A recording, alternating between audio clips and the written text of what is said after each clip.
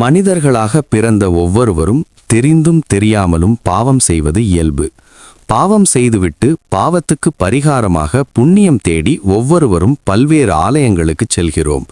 இதனால் ஏற்படும் தோஷத்தை போக்கிக் கொள்வதற்காக ஜபம், தபம் போன்ற பல்வேறு பரிகாரங்களை செய்கிறோம். மாதங்களில் மகத்தான மாதம் என்று அழைக்கப்படுவது மாசி.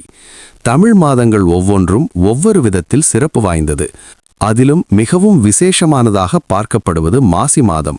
இந்த மாதம் முழுவதும் கடலாடும் மாதம் என்றும் தீர்த்தமாடும் மாதம் என்றும் சொல்வார்கள். மாசி மாத நாட்களில் சிறுவர்கள் முதல் பெரியவர்கள் வரை விரதமிருந்து குலதெய்வம், இஷ்ட தெய்வங்களை வழிபட்டு வந்தால் எல்லா விதமான தோஷங்களும் பாவங்களும் விலகி குடும்பத்தில் ஒற்றுமை ஏற்படும் என்பது ஐதீகம். விரதமிருக்க விரும்புபவர்கள் காலையில் எழுந்து புண்ணிய தீர்த்தங்களில் நீராடி சிவசிந்தனையுடன் சிவன் கோயிலுக்கு சென்று தரிசனம் செய்ய வேண்டும். குழந்தை பாக்கியம் இல்லாதவர்கள் விரதமிருந்து பக்தியுடன் கடவுளை தரிசித்து வந்தால் குழந்தை பேறு உண்டாகும் என்று புராணங்களில் கூறப்பட்டிருக்கிறது. மேலும் மாசி மாதம் வளர்பிறை பஞ்சமி திருநாள் கலைவாணிக்கு உகந்த திருநாள் என்கின்றன பல்வேறு ஞான நூல்கள். இந்த மாதம் முழுவதும் சரஸ்வதி அந்தாதி போன்ற துதிப்பாடல்களை பாடி வண்ண மலர்களால் அர்ச்சித்து வழிபட்டு வந்தால் கல்வி கற்கும் மாணவ மாணவிகள் அனைவரும் கல்வியிலும் ஞானத்திலும் ஒழுக்கத்திலும் சிறந்து விளங்குவார்கள். ஜோதிட ரீதியாக பார்த்தால் கும்பராசியில் சூரியன் இருக்க மக நட்சத்திரத்தில் சந்திரன் சஞ்சரிக்கும் நாளில் பௌர்ணமி திருநாள் வரும். இந்த பௌர்ணமி திருநாளை மாசி மகம் என்று சொல்கிறோம். அதேபோல் கும்பராசியில் சூரியன் இருக்கும்போது சிம்மத்தில் சந்திரனும் குரு பகவானும் இணைந்திருந்தால் அது மகாமகம் என்று சொல்லப்படுகிறது. இந்த மகாமகம் 12 வருடங்களுக்கு ஒருமுறை மட்டுமே நிகழும். சில நேரங்களில் 11 வருடங்களில் இந்த மகாமகம் ஏற்படும். அதனை இளைய மாமாங்கம் என்பார்கள். இந்தியாவிலேயே மகாமகம் மிகவும் சிறப்பாக கொண்டாடப்படுவது கும்பகோணத்தில்தான். இதேபோல வட இந்தியாவில் கும்பமேளா என்ற பெயரில் சிறப்பாக கொண்டாடுகிறார்கள். இந்த மாசி மகம் மகாமகத்தின் போது குளத்தில் நீராடுபவர்களின் தெரிந்தோ தெரியாமலோ செய்த பாவங்கள், தோஷங்கள், நோய்கள் அனைத்தும் நீங்கி அவர்கள் ஞானமும் ஆரோக்கியமும் பெறுவார்கள். இந்த குளத்தில் உள்ள 20 வகையான தீர்த்தத்தில் ஒவ்வொரு தீர்த்தமும் ஒவ்வொரு வகையான பலனை தரும் என்று நம்பப்படுகிறது. தீர்த்தங்களின் பெயரும் புண்ணியங்களும்: 1. வாயு தீர்த்தம், நோய்கள் அகலும். 2. கங்கை தீர்த்தம், கைலை பதவி அளிக்கும். 3. பிரம்ம தீர்த்தம், இறந்த முன்னோர்களை சாந்தப்படுத்தும். 4. யமுனை தீர்த்தம், பொருள் சேர்க்கை உண்டாகும். 5. குபேர தீர்த்தம், சகல செல்வங்களும் உண்டாகும். 6. கோதாவரி தீர்த்தம், எண்ணியது நடக்கும். 7. ஈசான்ய தீர்த்தம், சிவனடி சேர்க்கும். நர்மதை தீர்த்தம், உடல் வலிமை உண்டாகும். 8. இந்திர தீர்த்தம், மோட்சமளிக்கும். 10. சரஸ்வதி தீர்த்தம், ஞானம் உண்டாகும். 11. அக்னி தீர்த்தம், பிரம்மஹத்தி தோஷம் நீங்கும். 12. காவிரி தீர்த்தம், புத்தியை மேம்படுத்தும். 13. யம தீர்த்தம், மரண பயம் நீங்கும். 14. குமரி தீர்த்தம், வளர்ப்பு பிராணிகளுக்கு பலன்களை கொடுக்கும். 15. நிருதி தீர்த்தம், பேய், பூதம் போன்ற தேவையற்ற பயம் நீங்கும். 16. பயோஷினி தீர்த்தம், பாலாறு, கோலாகலம் அழிக்கும். 17. 66 கோடி தீர்த்தம், துன்பம் நீங்கி இன்பம் கூடும். 18. வருண தீர்த்தம், ஆயுள் விருத்தி உண்டாகும். 19. சரையு தீர்த்தம், மனக்கவலை தீர்க்கும். 20. தேவ தீர்த்தம், சகல பாவங்களையும் போக்கி தேவேந்திர பதவி தரும். புண்ணிய நதிகளில் நீராடுபவர்கள் ஒரே ஆடையை உடுத்தி நீராடக்கூடாது. இடுப்பில் மற்றொரு ஆடையை உடுத்தி கொண்டு நீராட வேண்டும். அதற்கு முன்னர் வடக்கு அல்லது கிழக்கு நோக்கி 3 முறை சிறிதளவு நீரை உள்ளங்கையில் எடுத்து தலையின் மீது தெளித்து கொள்ள வேண்டும். இரவில் நீராடக்கூடாது. புண்ணிய நதியில் புனித நீராடுபவர்களுக்கு சிவபெருமானும் மகாவிஷ்ணுவும் பல்வேறு பலன்களை வழங்குவர். 3 முறை நீராடுவதற்கும் நன்மைகள் உண்டு. முதல் முறை மூழ்கி எழுந்தால் பாவங்கள் விலகும். 2ஆம் முறை மூழ்கி எழுந்தால் சொர்க்கப்பேறு கிடைக்கும். 3ஆம் முறை மூழ்கி எழுந்தால் அவர் செய்த புண்ணியத்துக்கு ஈடே கிடையாது என்று சொல்லப்படுகிறது. அதேபோல் மாசி மகத்தின் போது அதிகாலையில் எழுந்து நீராடி பக்தியுடன் துளசி கொண்டு மகாவிஷ்ணுவை வழிபட்டு வந்தால் வைகுண்டத்தில் இடம் கிடைக்கும். அம்பிகையை குங்குமத்தால் அர்ச்சனை செய்து வழிபட வாழ்வில் இன்பமும் வெற்றியும் கிடைக்கும். சரஸ்வதியை மனமுள்ள மலர்களால் வழிபட கல்வியில் சிறந்து விளங்கலாம் என்பது நம்பிக்கை.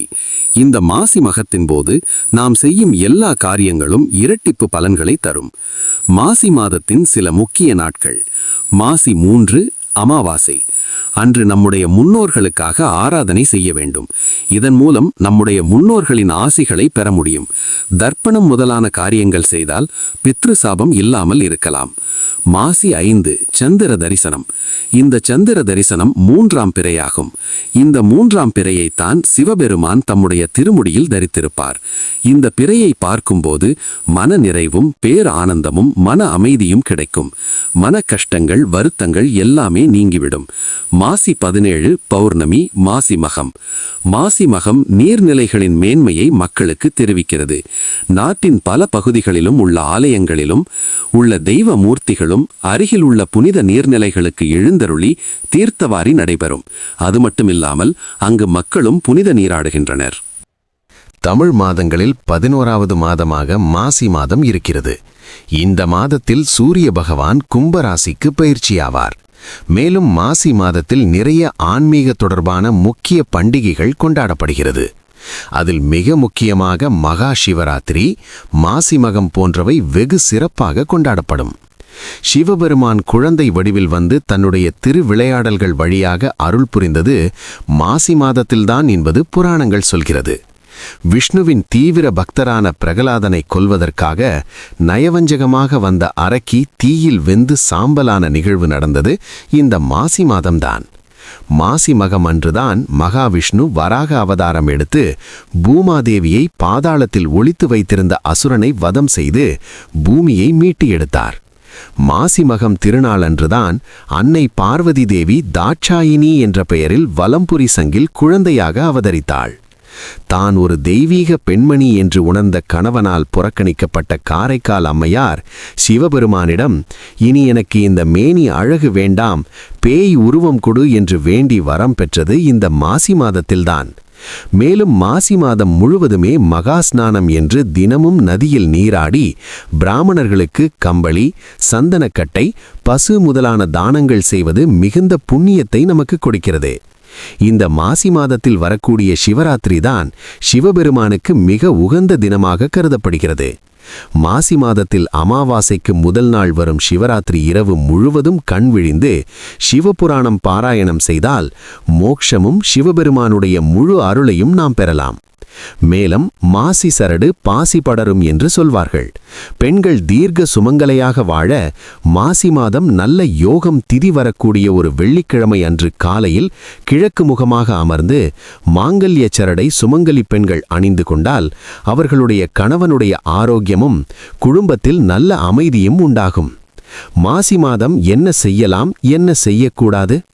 மாசி மாதத்தில் கிரகப்பிரவேசம் அல்லது வீடு மாறி குடியேறினால் வாழ்வில் நல்ல மாற்றமும் வசந்தமும் உண்டாகும் என்பது ஐதீகம். மேலும் இந்த மாசி மாதத்தில் திருமணம் நடத்தினால் அந்த பந்தமானது நீண்ட நாட்கள் தொடரக்கூடியதாக அமையும் என்றும் சொல்கிறார்கள். அதைவிட முக்கியமாக பெண்கள் இந்த மாதத்தில் விரதமிருந்து வழிபாடு செய்தால் அவர்களுடைய குடும்பம் மேம்படும், கணவனுடைய ஆரோக்கியம் சிறப்பாக அமையும். மாசி மாதத்தில் சில விஷயங்களை தவறாமல் செய்தால் கஷ்டங்கள் குறையும், கடன் சுமை தளரும், திருமண தடை நீங்கும், முன்னோர் ஆசீர்வாதம் கிடைக்கும். அந்த 7 முக்கிய விஷயங்கள் என்ன இப்ப பார்ப்போம். மாசி மாதம் சிவபெருமானுக்கு மிகவும் பிரியமான மாதம்.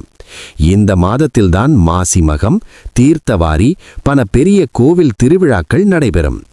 இந்த மாதம் பாபநாசம் தரும், கர்மங்களை சுத்திகரிக்கும், முன்னோர் தோஷம் குறைக்கும், வாழ்க்கையில் புதிய தொடக்கம் தரும். அதனால்தான் மாசி மாதத்தை புண்ணிய மாதம் என்று சொல்கிறார்கள். 1. காலையில் சீக்கிரம் எழுந்து ஸ்நானம். மாசி மாதத்தில் அதிகாலை 4:30 முதல் 6 மணிக்குள் குளிப்பது மிகப்பெரிய புண்ணியம். இது மன அமைதி தரும், உடல் மனம் கர்மம் சுத்தமாகும். 2. ஓம் நமசிவாய ஜபம். தினமும் குறைந்தது 108 முறை ஓம் நமசிவாய சொல்ல வேண்டும்.